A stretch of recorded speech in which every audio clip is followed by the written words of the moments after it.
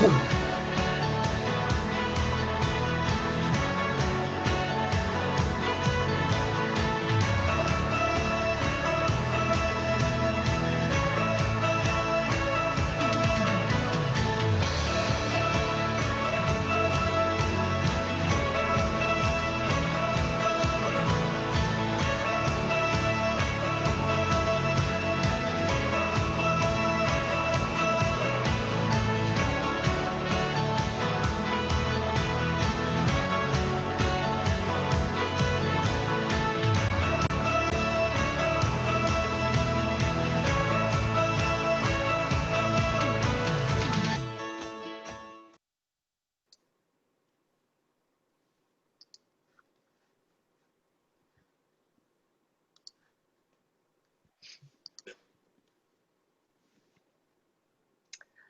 hello and welcome to episode 10 of AAGT Informs. We are so glad to have you join us for this discussion on advocating for our gifted students. We hope that you will engage with each other in the chat and utilize the Q&A function so that Peter can address any questions you may have.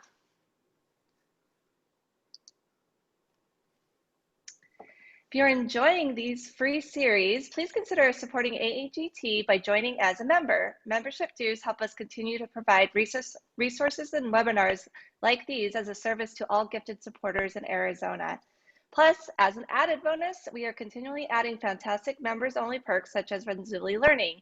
Educators can sign up for Renzulli Learning Classroom for 6 months, and parents will receive a 1-year free trial for the Renzulli Learning Home Edition. So make sure you go on over and sign up for a membership and you'll get that code for the access. Just as a reminder, we have AAGT's Virtual Parent Institute on October 17th, 2020 with keynote speaker Otto Siegel. He's going to be talking to us about the joy of being gifted. And we also have just announced our 15 breakout sessions that are on our website. So go over to our website, arizonagifted.org, Parent Institute, check out the breakout sessions and register for our upcoming events.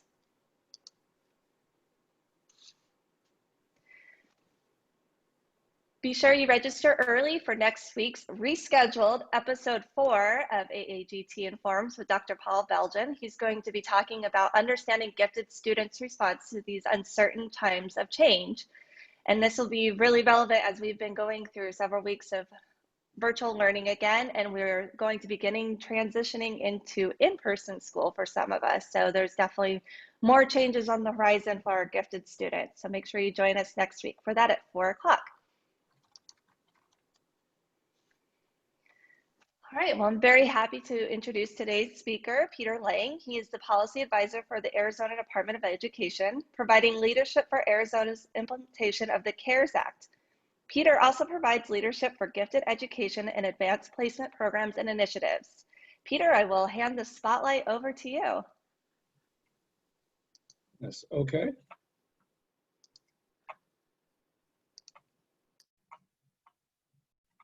I'm trying to share my screen here and I'm having a hard time. Hold on.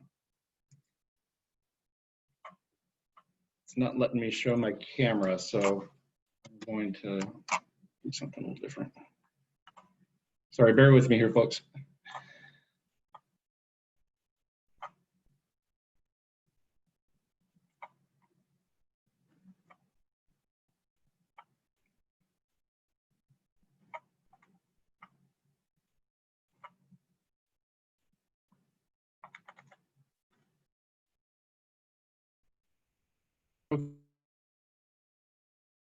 Okay.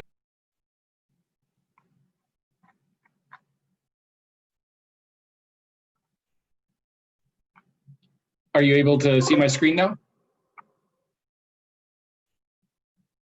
You're good to go, Peter. Okay, great. Okay, well, thank you all for joining us today.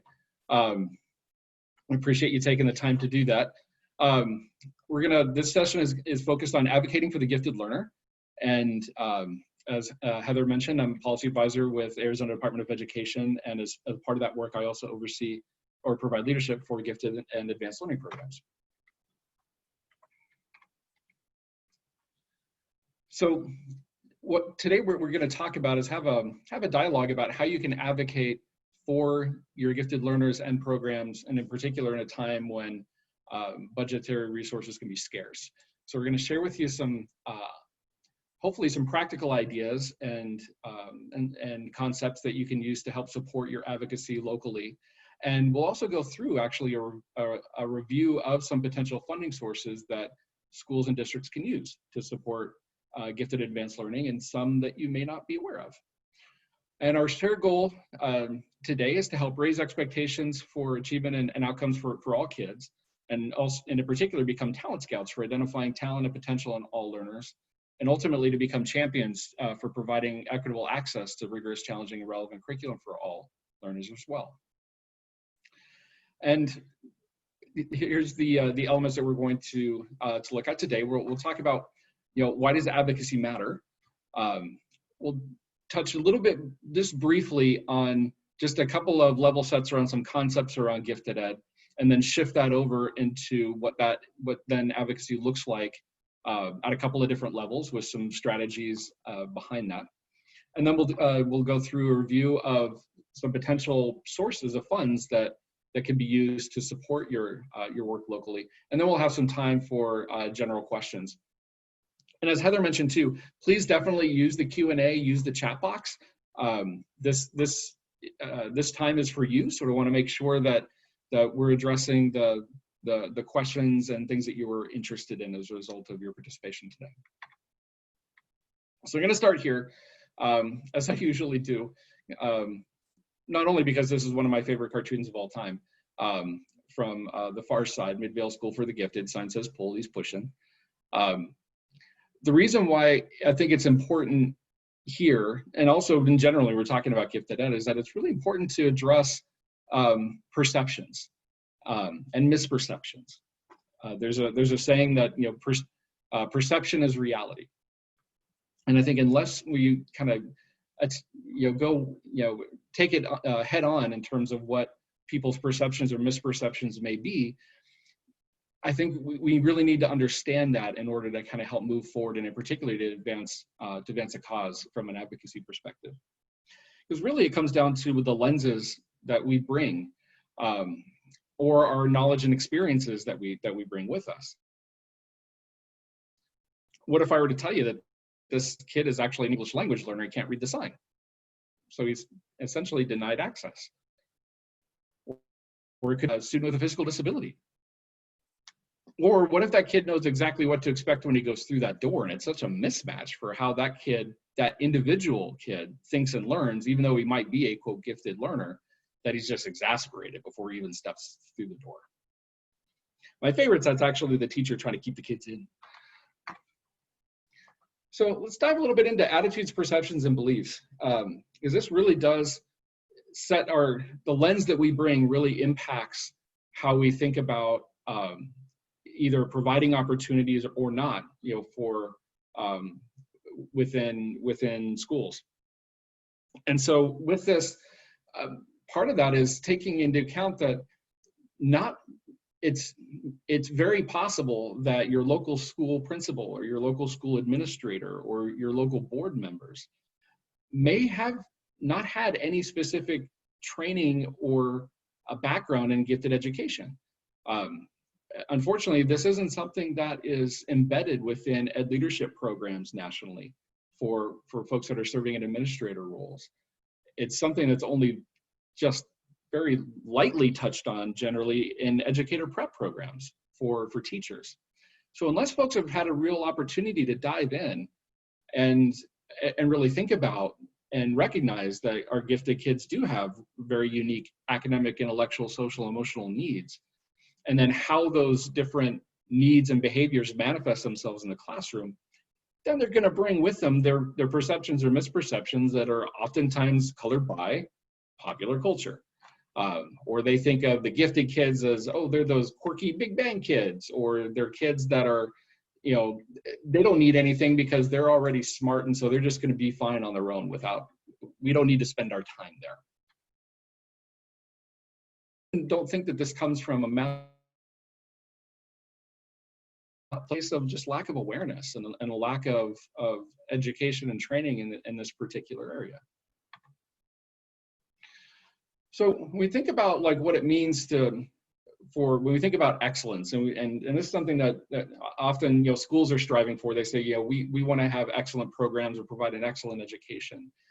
Well, George Henry, who's an educator from Utah, came up with this equation of equity and access equal excellence. And so by extension, unless you have equity on the front end, then you really can't say that you have access. And if you don't have access, then you can't really say that you have excellence. And so to really say that you have an excellent program or you're providing an excellent education, it's really looking at that full equation of equity and access. And that translates into all learners, and in particular for our gifted learners and our diverse gifted learners and our diverse kids that we haven't identified yet. And expectations matter. In a prior session that I did as part of this session, this webinar series, we dove down into expectations and what that can and how those conversations within a school building or within a school district can subtly impact either explicitly or implicitly biases about sometimes the ceilings that we artificially place in terms of what we think kids can do. And expectations truly do matter here. So we're talking about gifted kids, and really I'm going to take it back to an all kids perspective, that every single kid in a school should have the opportunity to demonstrate their ability and potential, which could be gifted characteristics, but through multiple means and measures. And really, if we take this all kids standpoint, that's where we can begin to kind of move past some of the systemic or other biases that may be in place where, and where we end up missing kids or we don't end up supporting all kids. Because really it's an equity issue, and that all kids should equitably have an opportunity to reach their full potential. And as schools and as systems, that's really our primary charge, is to make sure that all kids equitably have an opportunity to reach their full potential. So when we're talking about gifted learners and identification, I'm not going to spend a whole lot of time on this, but the reason why I do want to reference it here is that when we're talking about advocacy and gifted, often the question that we get is like, so what is a gifted kid? What's really a gifted program? But what does that really mean? When you talk about this label of gifted. Well, really, it's a diagnostic thing. So it's a concept of really it's how an individual child, how they're wired, how they think and learn, meaning how they bring information in, how they process that, how they apply that information in different settings, and that information that you get about what makes a kid tick, that's what informs then how the school is providing curricular structure assessment opportunities for an individual kid, for an individual child. If I had to boil this down to 2 words to say, what is gifted ed or what does gifted mean? I would say learning difference. It's a learning difference. So, and I think if we couch it like that and describe it like that it's a learning difference, that resonates with people in a lot of different way than a label that may also be charged from popular culture and misperceptions and everything that we talked about earlier. So I think that's part to start that conversation, is framing it as a learning difference. And really what it's about is we're trying to help all kids reach their full potential. In order to do that, we need to know more about how kids think and learn, meaning how they're wired, how they approach school. And then using that in a diagnostic way to then figure out what we do next. And really with that goal of helping them reach that full potential. So one thing that I think is critically important when we're talking about gifted education locally or within a school or in a district is making sure that there is that our programs are diverse and differentiated based on the students that are being served. And so what that means is that gifted isn't just a thing. gifted isn't a program or a model. Again, it's a learning difference. And so what that means is that how a school responds to that learning difference is really going to depend on that school's context and in the kids that they're serving. You may have students that are already performing at a high level, and so you want to enhance that talent. You want to, help them go to that next level. But you also have kids that have high potential that may not be achieving or may actually be underachieving. And so the goal is to help to develop that talent such that they can also achieve at that high level, again, reaching their full potential. And that concept is really based on need, based on the needs of the individual kids or the group of kids that are being served. And that, again, it's rather than exclusion. And that's kind of getting to that concept of using just one source of information. Because if we really are going to be diagnostic, when you go to a doctor, you don't rely just on one test, to figure out what may be ailing you. If you walked into a doctor's office and you sat down and they just pulled out the little hammer and hit your knee and said, okay, that's all we're going to do. Here's what you say, wait a minute. Like, aren't you going to use like the MRI, or you're going to take some blood work, you do some other stuff? You want more pieces of data to inform that, to diagnose. And it's the same thing on the gifted side. And so ultimately what we're trying to do is to match programs or models with the needs of identified kids, so that based on the data that we have, so that we're developing potential and enhancing existing talent. So gifted education programs then necessarily are going to be a reflection of those local needs and contexts of a given school district down to a given school, based on how the students are identified and how they're presenting themselves and the data behind how they've been identified. And so that's going to inform what programs and models look like, or services look like at a given school. It's going to very much be contextualized. And so these are just some characteristics or some elements to consider that could play into that conversation. So one is looking at student population, both in terms of size and demographics. What would be appropriate for a school that's a one-room schoolhouse serving 5 kids, like Crown King Elementary, may be very different from what you might do in downtown Phoenix at a very large comprehensive high school, for example. Next, you like taking a look at the district and school's vision and mission. Why is that important? Well, you may have a school that their focus is, for example, they're a school of the arts. And so they approach the curriculum through that lens of the arts. And so as a result, the programs and services that may be stood up to support gifted learners within that context are likely going to be through that lens of the arts. Next, taking a look at grade level served and staffing models. Again, what would be appropriate at early childhood is going to be different from elementary and different from secondary, and also based on the staff that you have available. So for example, a very popular model that has a great research base behind it and a great strategy and a tool to help provide comprehensive gifted services is a cluster grouping model. If you only have one teacher for every 2 grade levels, it can't really cluster in that same way. And so you're going to use something different, even though that cluster model is fantastic, great research.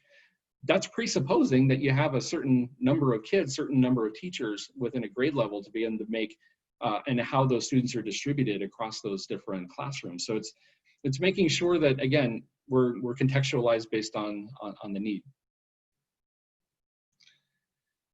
So let's shift over into what advocacy looks like.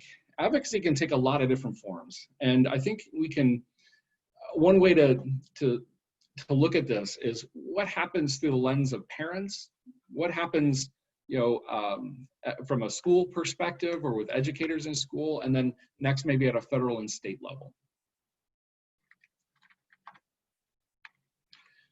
So to start with parents, I would encourage you to visit the NAGC website. They have some fantastic advocacy materials. In fact, I'm going to share what the site looks like. So this is the NAG website here. And actually, if you just click here on Advocate for Gifted Children, it's going to pull up some great resources. In fact, you see here, federal advocacy, state level, advocating for an individual child, advocating for programs in a local school. And so they've got some really fantastic resources here and toolkits to support you or to support advocacy efforts locally.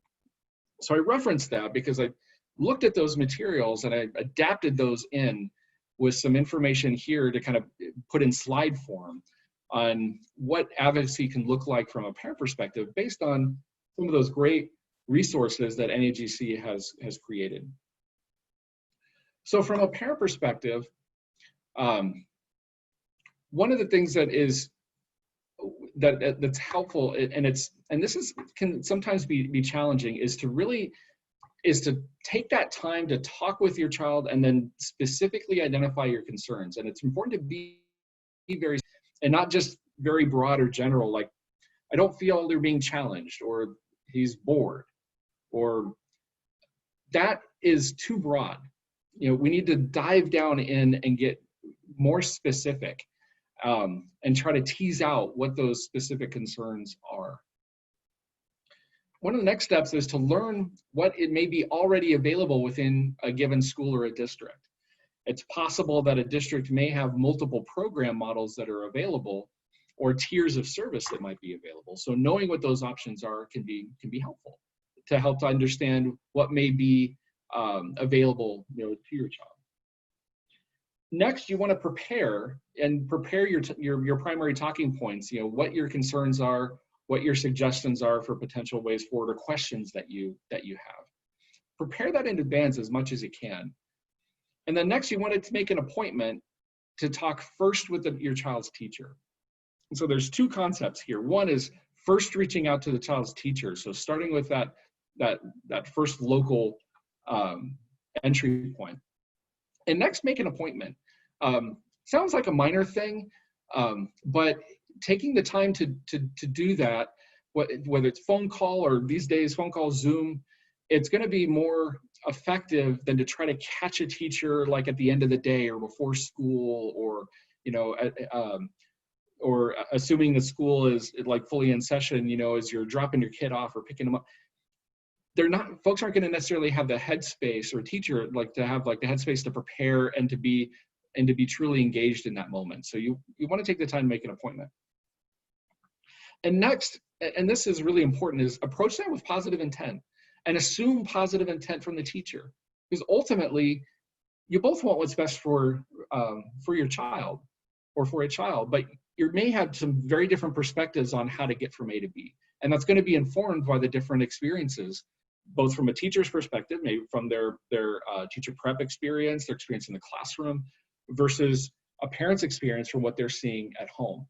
So if you go into it with the idea that, you know, all teachers, I think to a person, you know, they got into teaching because they want to make a difference in kids' lives, and they want to make a positive difference, and they want to ensure that kids are learning and achieving their potential.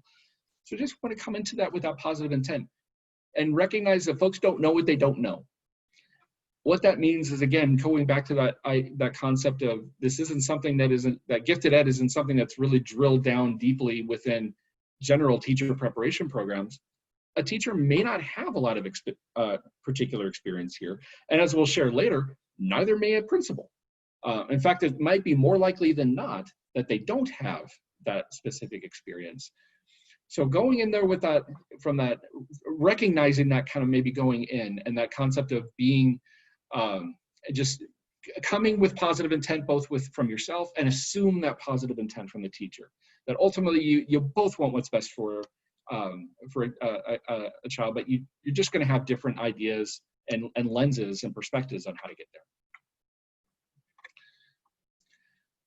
Next, sounds kind of basic, but start with a thank you. You know, thank you for the work that they're doing.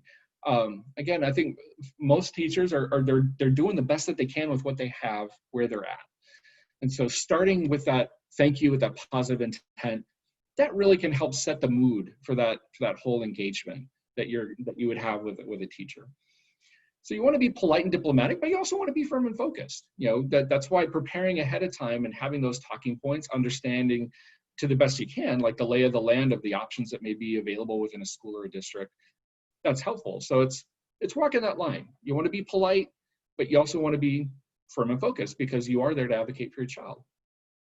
You want to remain objective and focus on the specific needs that you've identified rather than straying into philosophy. And what I mean by that is that rather than getting into more like philosophical conversations about, you know, what is the best model or best practice, or they may not agree with acceleration, or they may not agree with gifted ed, just rather than getting into that from a philosophical standpoint, just be very specific about the needs that you've identified, and then talk and focus that conversation on what can we do to address those needs, like in a solution-oriented way. You try not to want to, you mentioned this before, you don't want to use phrases that are so broad and general, like bored. So you want to focus more on your on the observations that you've gathered from working, what you're seeing at home, you know, with your child, and the impacts you've identified. So for example, that you may say that, you know, I'm seeing that, you know, my child is really feeling anxious, you know, to go to school, and because they're feeling a lot of frustration because, you know, they feel like they're having to do a lot of repetitive work when they already know, like, the concepts that are being taught. So they feel really anxious when they come in, and so being very more focused on that can be helpful. And so focusing on the observable behaviors that you're seeing, the impacts that you're seeing, rather than kind of that broad phase of bored. Teacher could maybe hear that and feel kind of personally attacked by that. It's like, you don't think I'm doing my job? Well, that might be the case, but I think by being more specific, it helps, you know, to helps that conversation stay in a more objective space. You definitely want to listen and actively listen, and try to put yourselves in the other person's shoes and consider their perspective and their point of view. And because that's important when you're trying to help to come to a consensus or meeting the minds on how you can move forward. And that is the goal, is to work for a consensus and to focus on achievable solutions, things that are doable within locus of control, and focus on how folks can be flexible, you know, to do that. And as a last step, you want to document it, you know, take notes, you know, with the teacher. You know, if you come to the end and you've come up with a game plan, then co-create a timeline. You know, hey, here's our action plan, like here's our plan of attack. So next week we're going to start with this, and then we're going to loop in 2 weeks, and we're going to go in, and then, you know, we're going to, you know, just document each one of those things that you've come up with as potential or action steps. And then you want to take responsibility for making sure that that's being adhered to. And so part of that is sending a follow-up. So that could be as easy as a follow-up email or a note saying, you know, hey, thank you for the meeting. You just want to capture, this is what we went over, and here's the bullet points of the things that we're going to do next with a timeline and our action steps. And then you want to track that progress and follow up. And communication is going to be key here, and really making sure there are those ongoing touch points to make sure that that things are progressing, or if they're not, that you can catch that early enough. And maybe by having that ongoing dialogue, you might be able to make those mid-course corrections as you're going along. And then also, and quite frankly, teachers like this, like, be proactive and say, you know, how can I help you? You know, what are some things that I can do at home to support you as part of this as well? So try to frame that as not just what the school is doing, but also what you're able to do at home to support that teacher at the school. So it really becomes that sort of co-creation process, collaboration process, you know, with that. And that's that kind of that concept that we're all in this thing together. Well, as we all know, sometimes you go through all those steps and nothing changes, or things get worse, or things didn't change as you thought they might, or they're not, the action steps aren't being adhered to. If that happens, then you do need to elevate. And so the next step would be to elevate generally to a gifted coordinator. Within a district or a school district, there may or may not be a person with that specific title. If not, It may be another district leader, like a curriculum director, or even a special education, director. It's gifted ed lives in different places within a school or a district. Or as a next step, if there isn't that specific person that's been identified, at the district level, you could speak to the principal next. And then each time you do this, when you elevate, all those same tips that we just went through on how to approach that conversation apply. Ultimately, and this can happen, and unfortunately it's rare, but if you do feel that you've gone through this process and you're still not getting that resolution or movement or appreciation for what you're trying to do to advocate for your child, then really the last step is to contact me.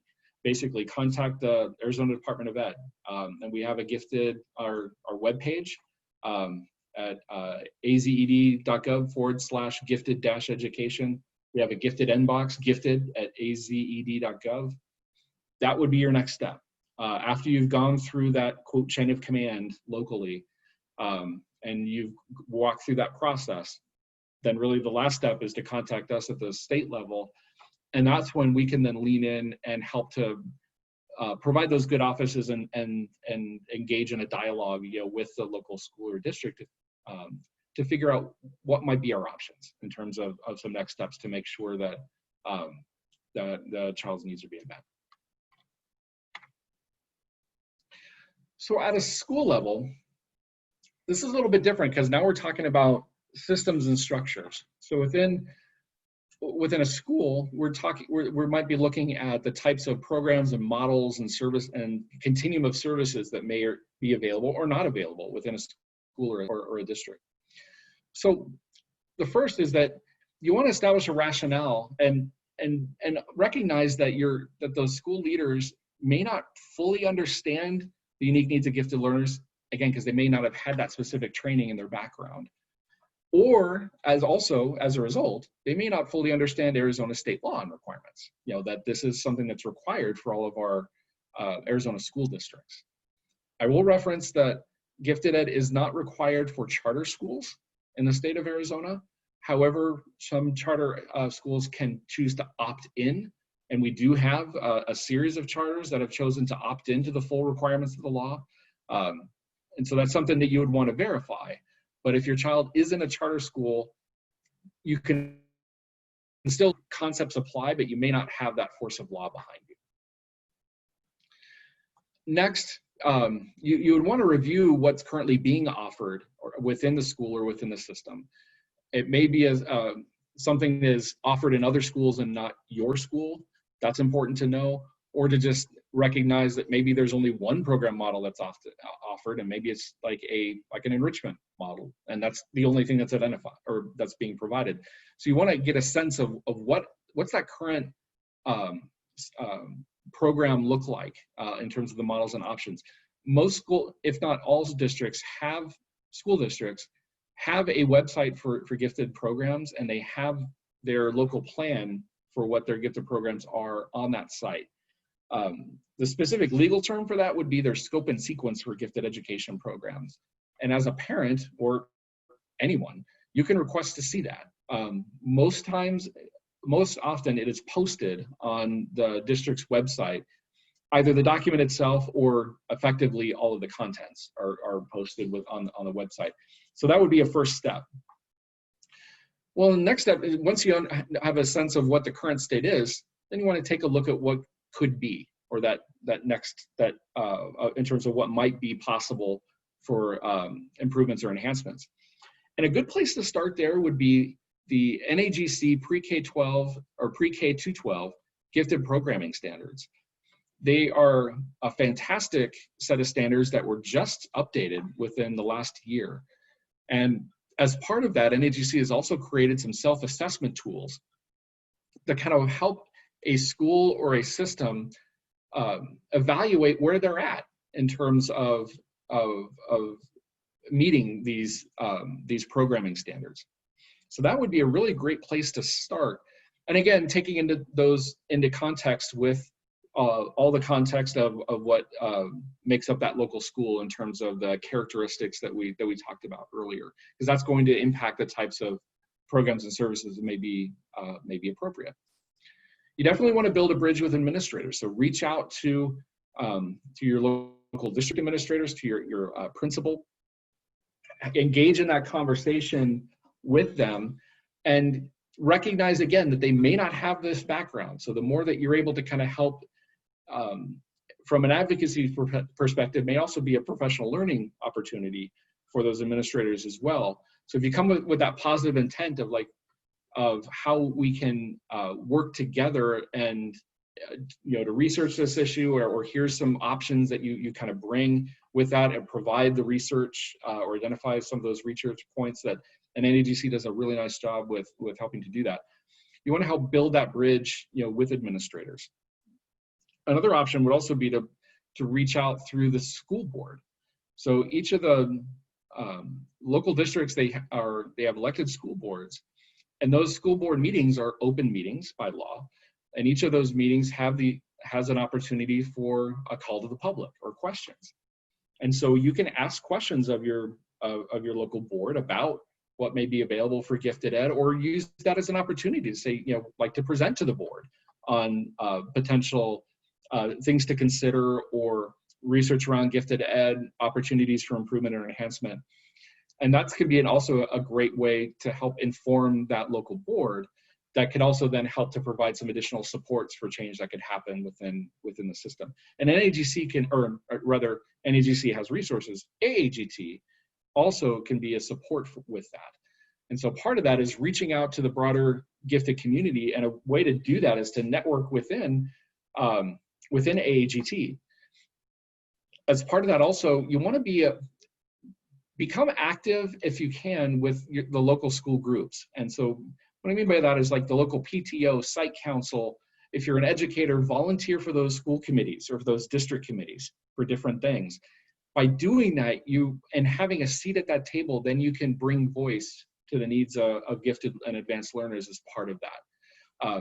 And that's a way that you can embed yourself, kind of some guerrilla advocacy, and to embed yourselves in those conversations, have that seat at the table, and help to inform those conversations that are happening, and then be able to speak up for the needs of those kids in those contexts.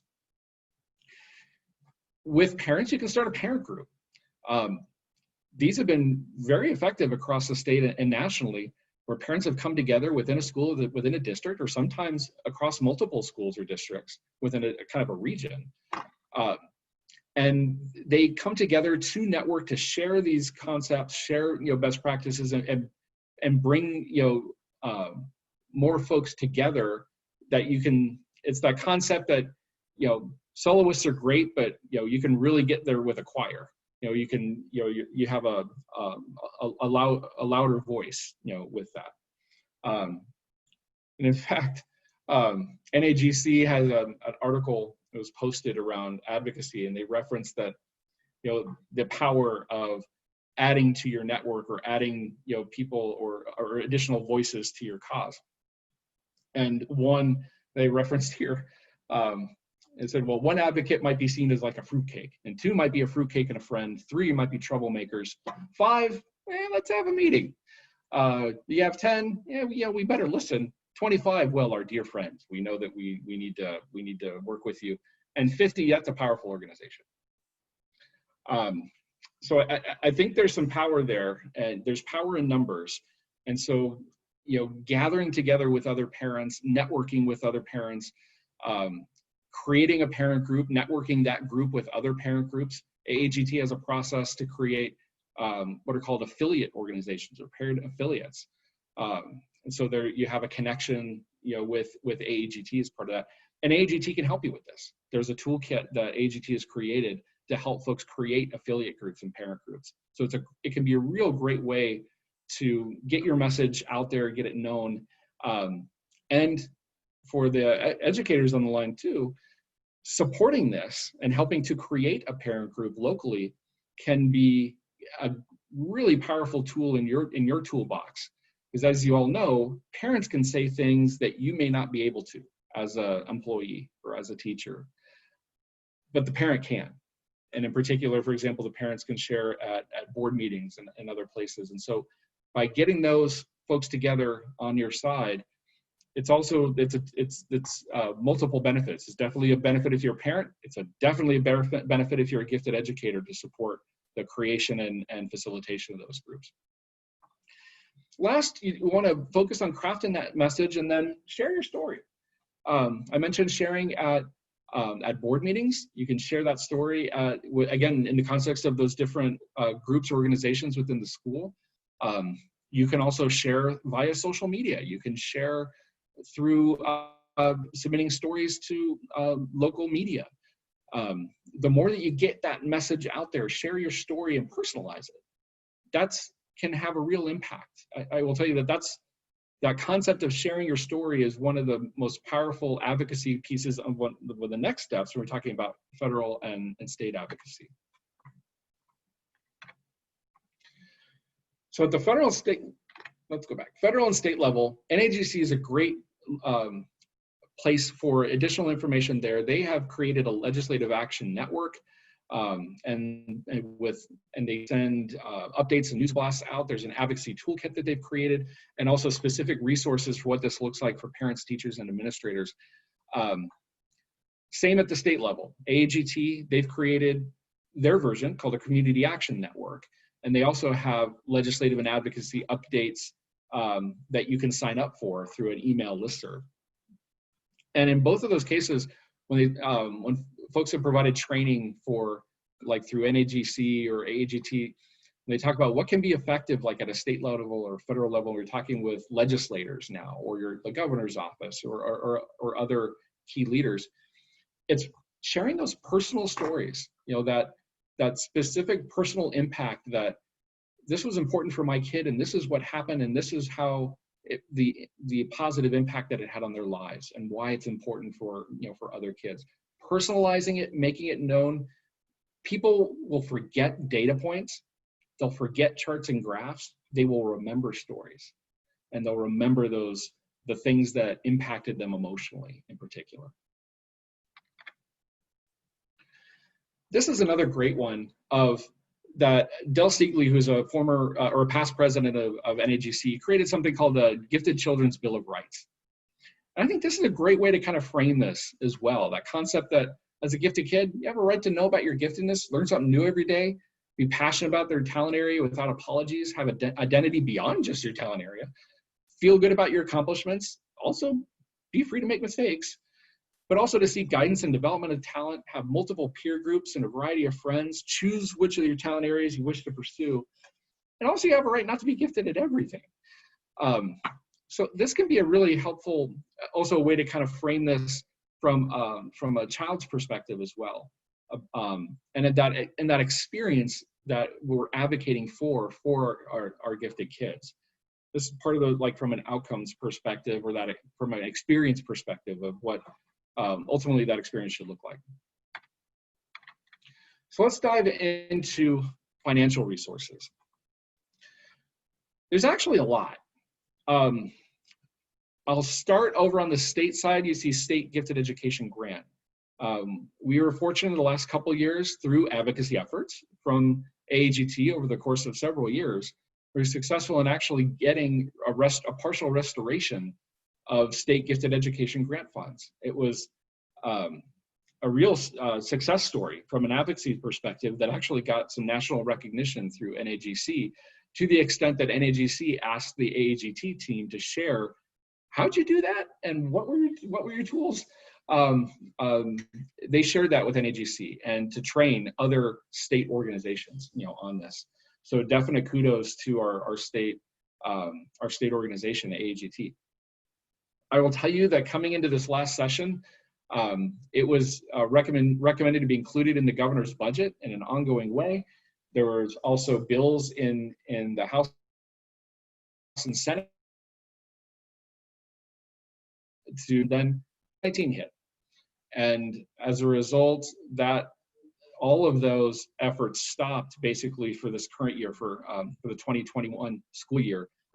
Gifted wasn't singled out. Literally an emergency budget was passed such that pretty much all the funding bills that were being considered were tabled for this last session that hadn't already been passed.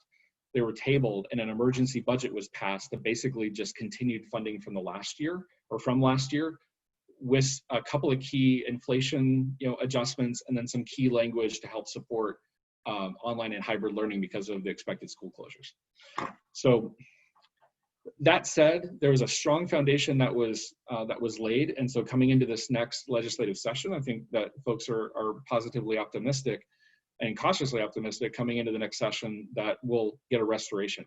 But I will tell you that that was only a couple $1 million for the entire state.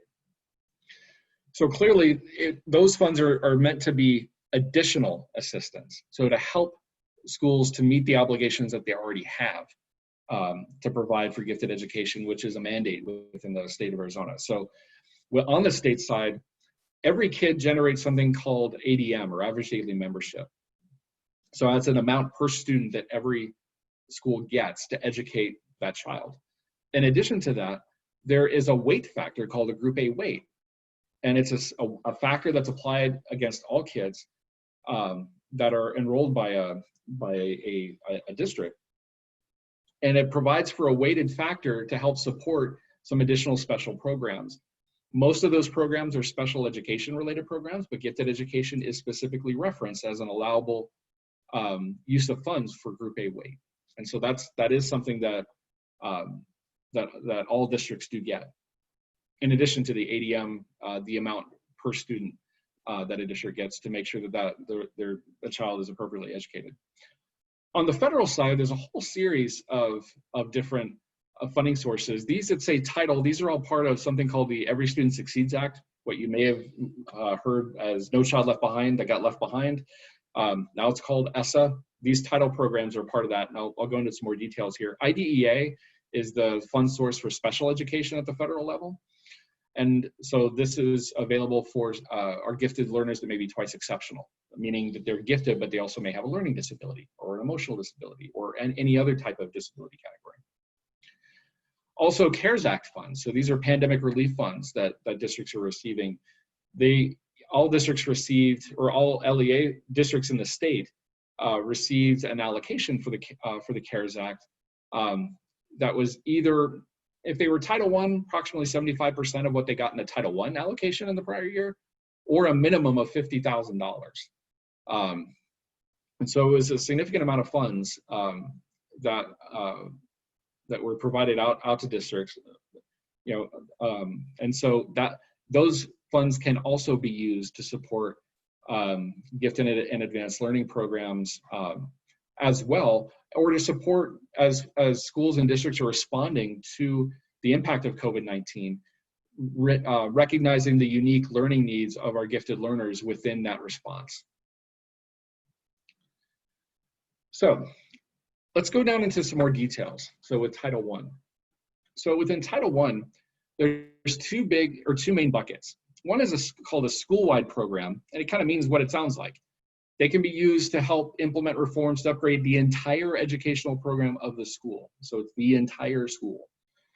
The other main program is targeted assistance, and that is, sounds what it sounds like. It's targeted to individual kids, basically based on their needs and how they are identified. Mostly those are students that are, for example, that are not achieving the standards. We know we have gifted underachieving kids. So what might be the most appropriate intervention strategy for a gifted learner that's not achieving the standards may be an appropriate gifted education program and interventions to help support their area of giftedness. So we talk about Title I. This comes right from the law. It talks about strengthening the academic program of the school, increasing amount and quality of learning time, and help to provide, and this is my favorite, enriched and accelerated curriculum, which may include programs, activities, and courses necessary to provide a well-rounded education. So that concept of enriched and accelerated has actually been in the Title I law for decades.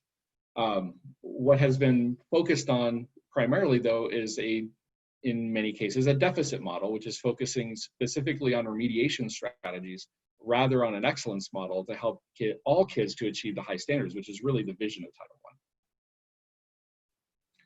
I. And also identifying and serving gifted and talented students. That's actually in the law And it's, in case you're wondering, section 11112B13A. So US Department of Ed has actually created a really great guidance document called Myths and Misunderstandings about Use of Funds. And it's within that, well, the guidance document itself is called Supporting School Reform by Leveraging Federal Funds of a School-Wide Program. You can find this on ADE's website or US Department of Education's website under Title I and for school-wide programs. And credit where credit is due, it's actually a very well put together guidance document. Here's a couple of key bits that I've just called out here. One, saying misunderstanding, Title I funds, you've probably heard these, Title I funds may only be used to support reading and math instruction. That's not true. Title I funds can be used in a school-wide program to support academic areas that address, based on a school's needs, comprehensive needs assessment, that are identified as needing improvement. Concept, Title I funds may only be used to provide remedial instruction.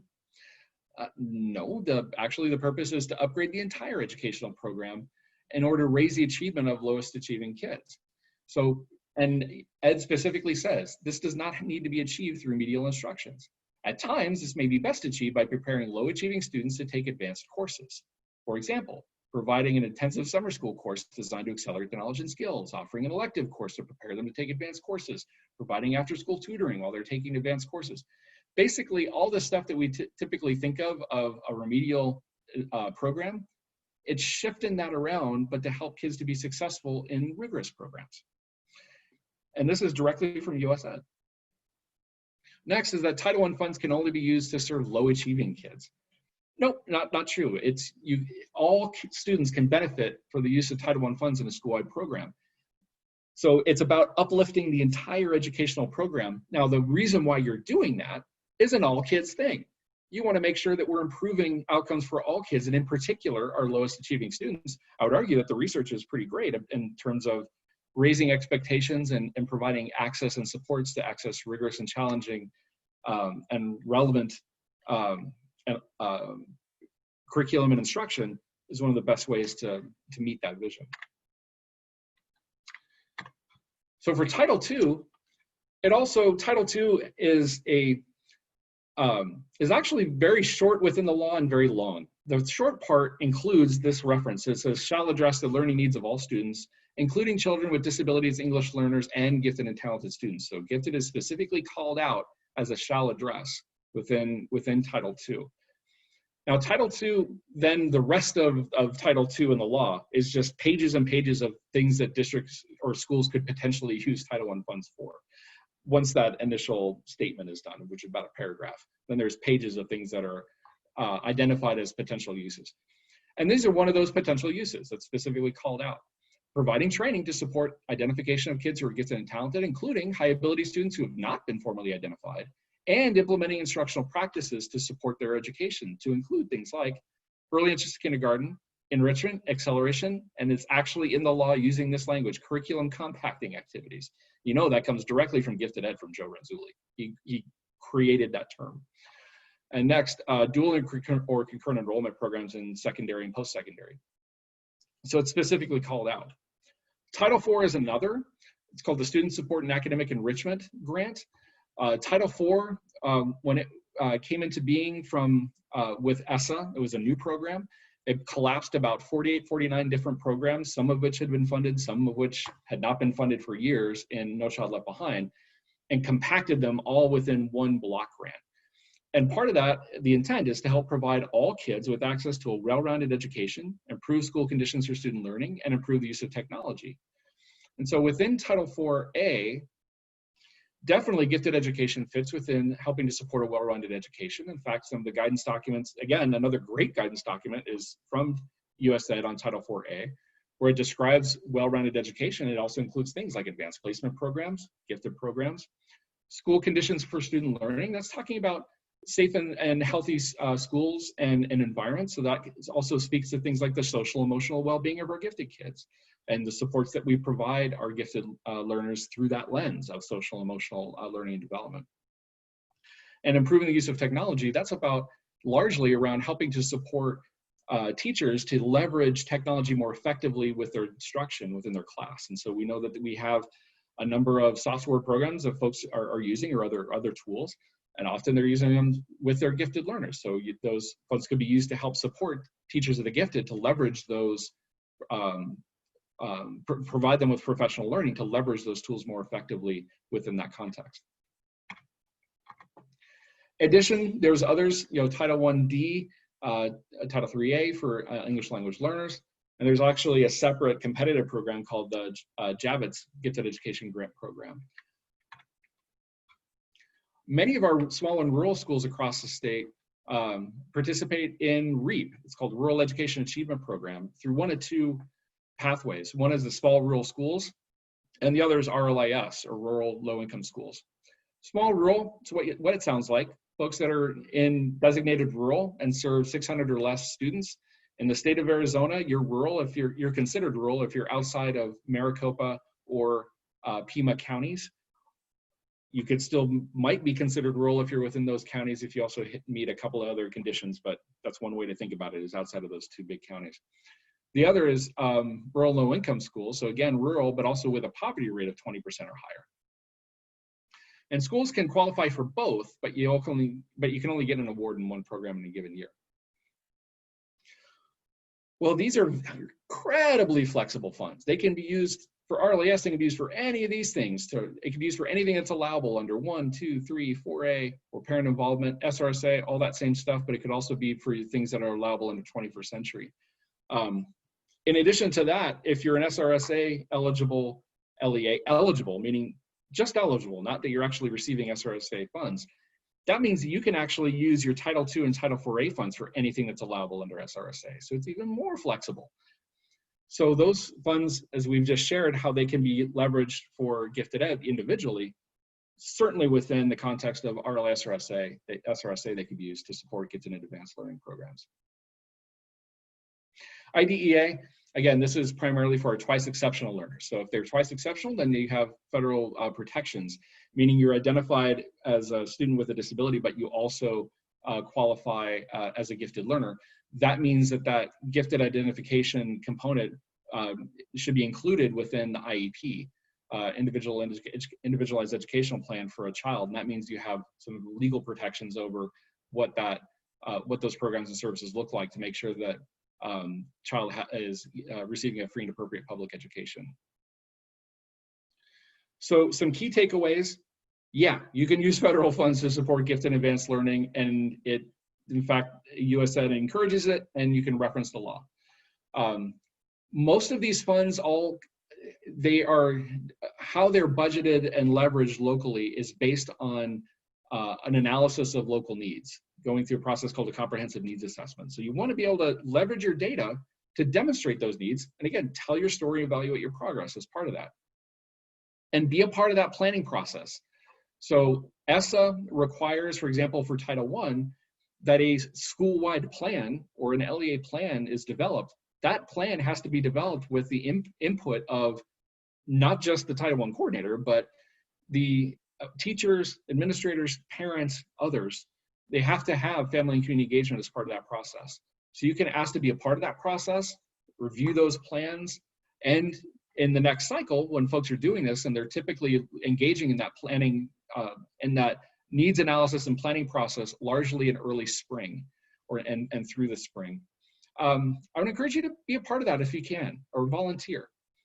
And then when you're coming up with your plan of how to support your, you have your vision of where you want to go. You want to be able to see that whole field and take advantage of multiple funding sources. So don't create a plan that requires you to only use Title I. See within your plan about how you could use a little bit of Title I, a little bit of Title II, a little bit of Title IVA, a little bit of local funds. You want to braid that and see that whole field. And with that, that'll help you then to get you where you need to go to help craft your full budget for your vision or for your local plan. Last, here's some key advocacy questions to consider across some equity factors. Looking across access, capacity, opportunity, and outcome. With respect to access, what specific steps have been taken to address equity in identifying diverse gifted learners? And be specific. Or on capacity, how are all educators and staff supported through ongoing professional learning to meet the unique academic, intellectual, social, emotional needs of their gifted learners? With respect to opportunity, what program and model opportunities are being provided, and are they aligned to how students are identified and their needs? And then with respect to outcomes, how is success and opportunity and excellence being measured? And how are those data used to inform ongoing system improvements and enhancements?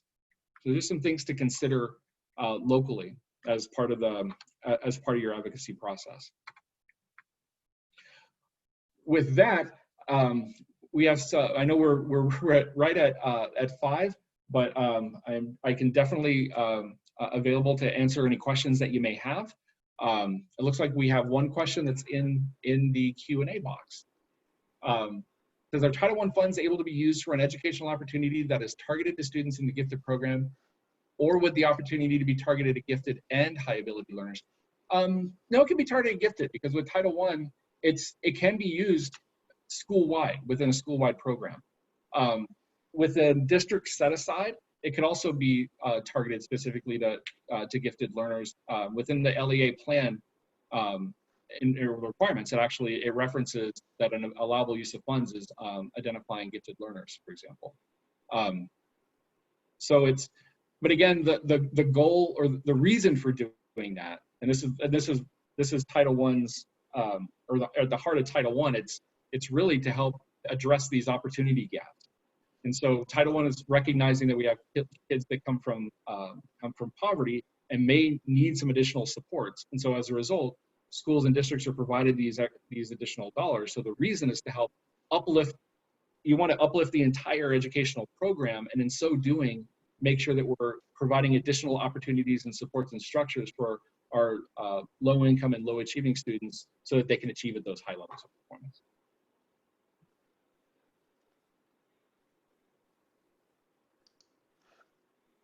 Are there any other questions that folks may have?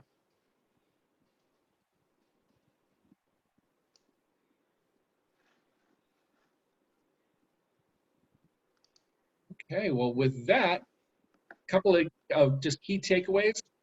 I would just encourage you to be a champion.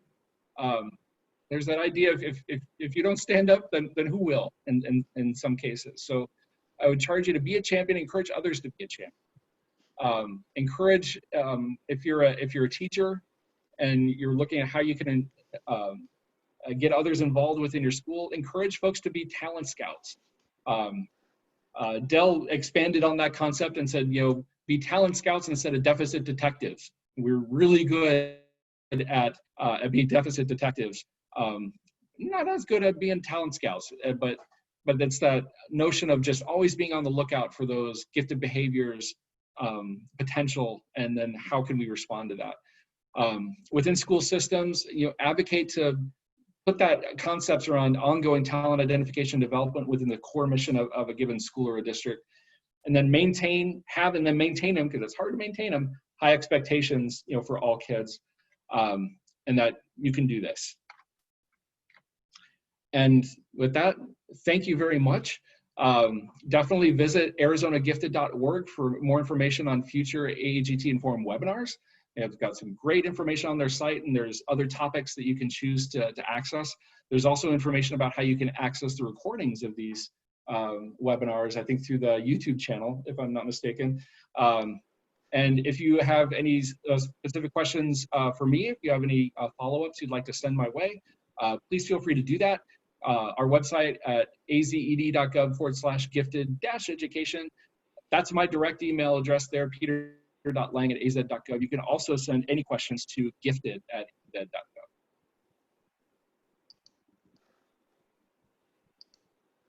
All right, well, thank you, Peter. That was a lot of great information, and I know that gives us a lot to think about when we're advocating for our students over the next year. And since you already gave so much of the information about how to access the pre-recordings on our website and YouTube channels, so thank you for that. I'm just going to finish up by saying, please fill out the survey for today that helps us to continue providing information to you on what your needs are, what you're looking for your students or for your children, whatever it is that you're looking for, so that we can be a resource for you and our members. So please fill out that survey, and that also will be what triggers sending you your certificate if you need that for professional development or gifted endorsement. So please feel free to reach out. I will send out all of the links that we put in the chat earlier, and Peter, I'm sure, will send me his presentation, and I will also include that. So thank you very much for coming today, and we will see you next week. Thank you, Peter. Thank you, Heather. Bye now. Bye-bye. Thank you, everybody.